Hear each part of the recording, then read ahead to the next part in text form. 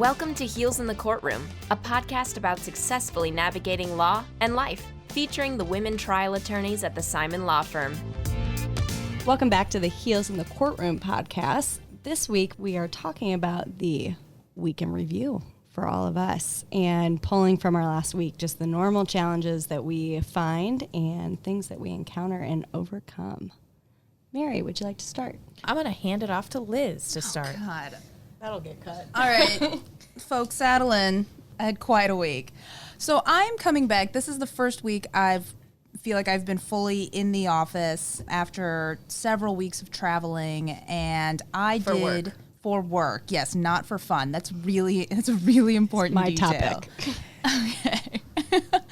But I did something that I think a lot of attorneys do, I think especially female attorneys do, where when we see that we have free time, we just load ourselves up. So I had all of this stuff that I had planned out weeks ago that I was going to do on the week I got back. And that was a terrible mistake because I feel like I just came back and I was overwhelmed and I feel like I was already behind. And I don't know, I had looked at myself in the bathroom mirror before I came to work one day and I was like, I look like garbage. So I didn't feel good at work. I didn't feel good at home.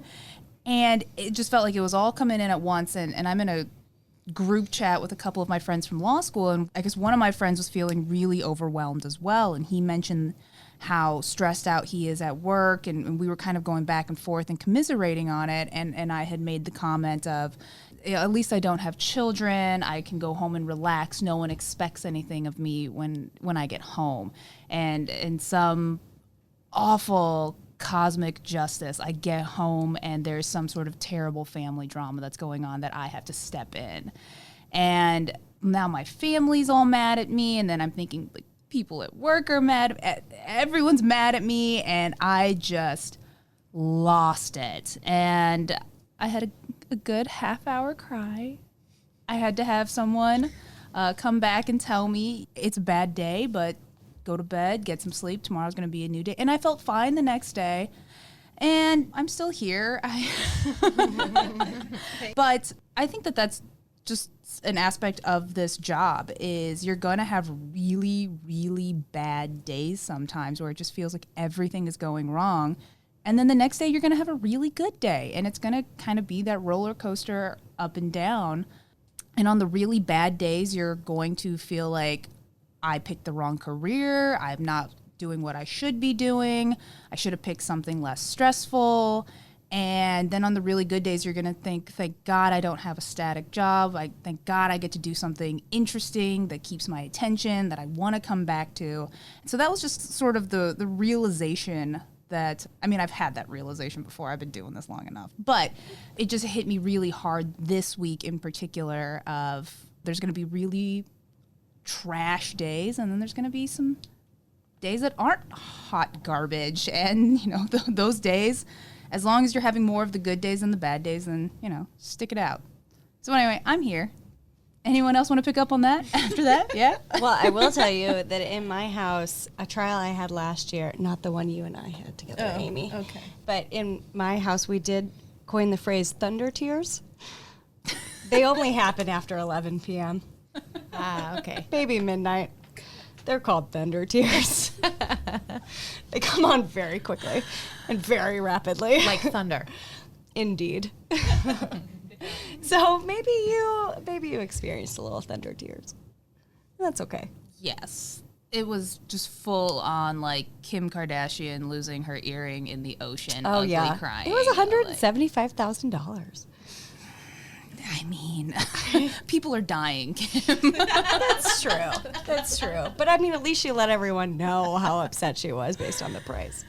True. Oh, man. I can look at my week in review, and I'm actually looking at it on my phone. And I think that this week just reiterates one of the things that Liz said is I love that no day's the same. And I think that's why, you know, every day has its own task list. But one of the reasons why I liked it is because looking back on the week, I knew that I did a million things throughout the week, some at the office, some away from the office. But I love that I know that a lot happened, but I wasn't just sitting at my desk doing the exact same thing every day. But I think there's not one particular thing this week that really stands out to me that happened, but I'm just looking at it and the things that were on my calendar that I got done with, which is also a good feeling. But knowing that no day is the same in this job, and that's why it's so fun to do. I have the moments that Liz was talking about too, but for the most part, I look at it and just, I'm so thankful that we have a job that every single day I'm learning something new. I'm talking to different people. I'm moving my clients' cases forward, and no day is boring. I don't know how pertinent this is, but it kind of builds on something that or at least I'm probably going to struggle with for the foreseeable future in this job, is that like we're never going to know all the answers. We're not going to be total experts in our field. So something that I struggle with lately as a person that's very new at doing this is, when is it time to go ask the question, or when do you just kind of figure it out on your own, do it, and then like the person who's going to review whatever you're doing can make the changes if necessary. So I spent most of Tuesday, I was doing some research for something I need to write. I haven't been writing a lot of stuff because I just took the bar of studying for that. So I hadn't done a lot of like hands-on nitty-gritty like research and writing. So I knew what I was writing about. Then I found like another issue that I thought we needed to cover. Wasn't really sure that we did. But if we needed to, it was going to kind of change the way I was going to write this response. And I couldn't decide, as I'm not really a law clerk anymore, but I'm not really an attorney yet. So I'm not calling the shots, but like, do I go ahead and just write it, or do I just like go ask the questions to someone that's also very busy doing like their job? And I spent a long time struggling with that decision. I started to write it and I was like, I don't know. And finally I realized that like I probably just needed to go ask the question. But I think that that's something that probably as women we struggle with more than men. So I think that it's something that I struggle with a lot, and I find it kind of difficult to overcome, but I think that the lesson of the week is probably to just cut your losses and ask the question. And let me say this too, since you don't work for me, I am giving you an open door policy to come like bounce off your dumb questions off me. And if I also agree it's a substantial question to ask, maybe you'll feel less. Yeah, I appreciate that, because I'm used to working Find that person in your firm too. Right. Yeah, I'm used to working in a room full of law clerks, and so I would be like, hey, what does everyone think about that? And working in an office alone is kind of an adjustment, I think. Come on down. Thank you. The longer you're out, the more you forget when you learned something. So halfway through your career, like, I know this. I mean, this feels like something I've known for 100 years, but there's no way I knew how to do this or what the answer was to this within my first 5 years. And so I'm constantly trying to remember or trying to remind myself, I don't know when I learned that, but I'm pretty sure it wasn't my first year of law school or my first year of practice. And I think that that's one of the things I tell myself, and I think most people will recognize that. So what I've always thought is, I've always wanted to go to someone with a problem, but also with the possible solutions. If you just walk in and you say, I don't know what's going on here. Like if a law clerk walked in to me and said, I don't know what's going on here, I would have to be like, do some breathing. But if a law clerk walked in and said, hey, I've got this issue, I'm thinking A, B, or C, then you think, oh, all right, then I'm having a conversation. So I know that's what you do, Elizabeth. I know that's what you do. Yeah. So, and also come down to my office. Mm-hmm. Because at some point in time, I remember being told that you and I were going to get to work together. And I've been really patient. Really patient. Just so you know, I'm coming for you. All right, I'm ready. Good. And another point on what Elizabeth just said, because I'm kind of in that zone too that Elizabeth is in. You are going to find, you are going to find that every single attorney for the most part is going to tell you something a little bit different. True. If you get feedback on anything. So obviously, if you're writing, in my experience, if you're writing a motion response for someone, for someone meaning they're going to go argue it.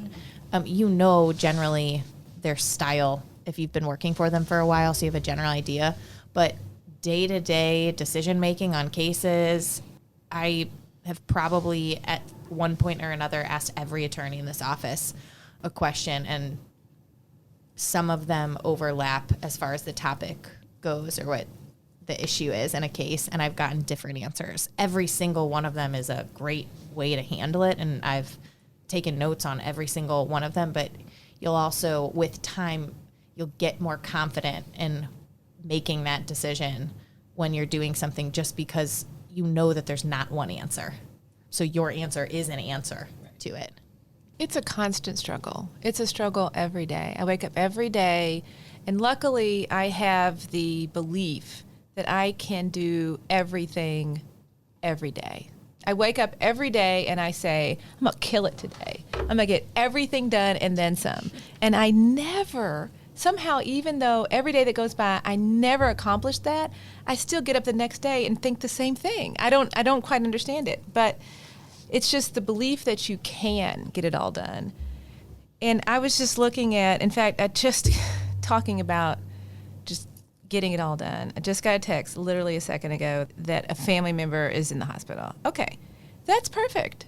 That's just a regular kind of, okay, how are we going to do with that? How is that going to fit in? And I think what you do is you just do it. You all are way too young. I keep feeling like I'm just throwing down like the age card, and I don't know why I'm doing that, because I don't want to be the old woman at the table. You might remember the commercial where it's like a military commercial. I don't know if it's the Marines or the Air Force, whoever. We get more done by 9 a.m. than most people get done in a full day. So anyway, I don't know what the heck, but I'm like, I'm going to get more done by 9 a.m. than the rest of the world's going to get done all day long. That's what I think every single day of my life. So I look at my calendar when the topic was week in review. Y'all, I don't know. Like, if you hold my calendar this way, like, you can't even read it because there's so much overlapping.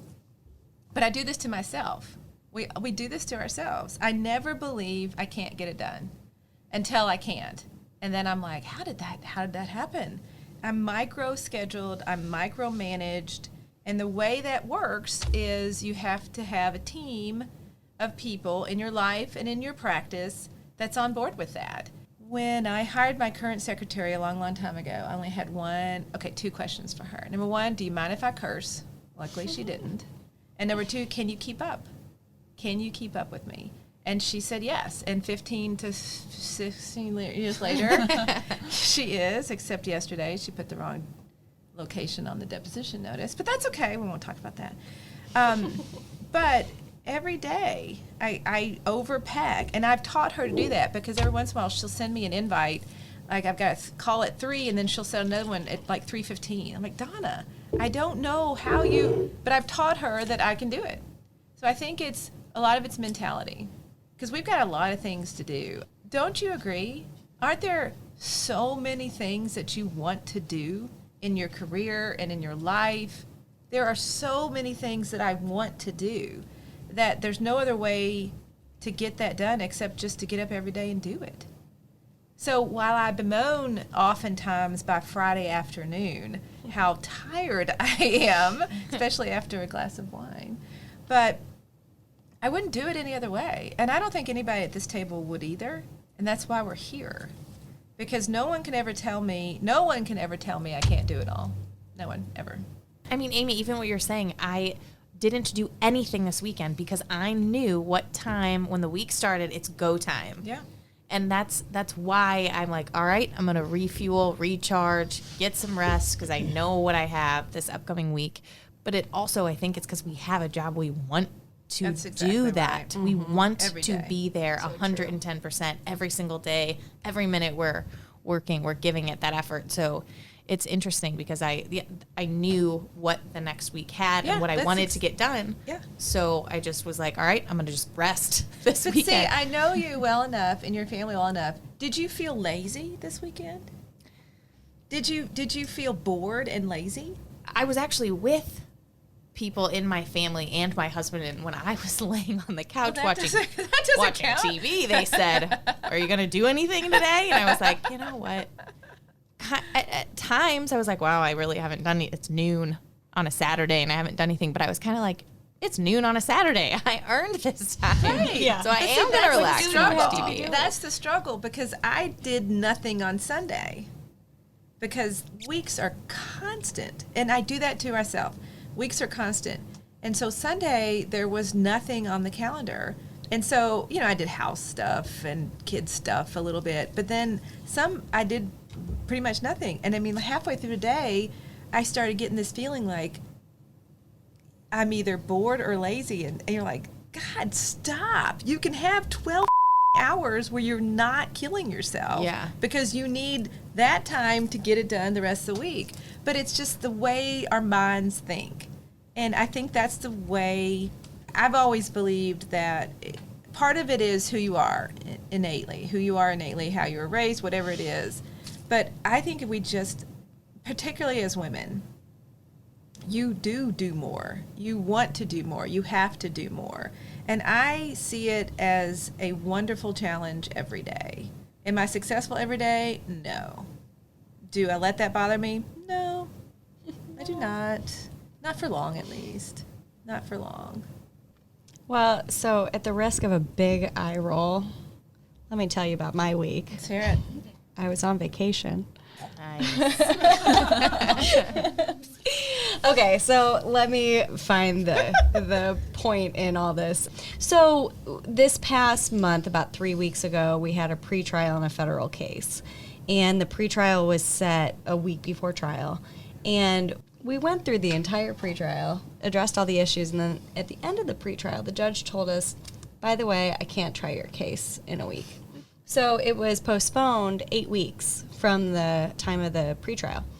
And within that time was my birthday, my wife's 40th birthday, which is a big one, and our anniversary, all within that time. And this whole summer leading up to this case, I didn't plan anything. We had a vacation in May, and then this trial was supposed to be in August. And I didn't plan anything because, you can't. You're in trial, and you expect to be completely occupied that 6 weeks before in the week of trial.